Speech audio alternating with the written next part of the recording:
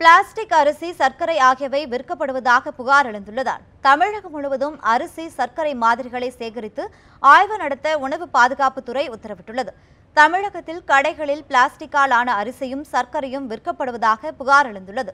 இவ்வகை உணவுப் பொருட்களை உட்கொள்பவர்களுக்கு செரிமான கோளாறு ஏற்படுவதுடன் உயிருக்கும் அச்சுறுத்தல் உள்ளது. அதே நேரத்தில் இயற்கையான உணவுப் பொருட்களை விளைவிப்பதற்கு ஆகும் செலவை விட பிளாஸ்டிக்கில் அரிசி போன்றும் சர்க்கரை போன்றும் போலியாக தயாரிக்க அதிக செலவாகும் என்பதால் பிளாஸ்டிக் அரிசி, சர்க்கரை விற்பனைக்கு வாய்ப்பே இல்லை என நுகர்வோர் பாதுகாப்பு அமைப்பினர் தெரிவித்துள்ளனர். இதனால் தமிழகத்தில் பிளாஸ்டிக் அரிசி, சர்க்கரை விற்கப்படுவதாக பரவும் வதந்தியால் யாரும் அச்சமடைய வேண்டாம் என உணவு பாதுகாப்புத்துறை தெரிவித்துள்ளது.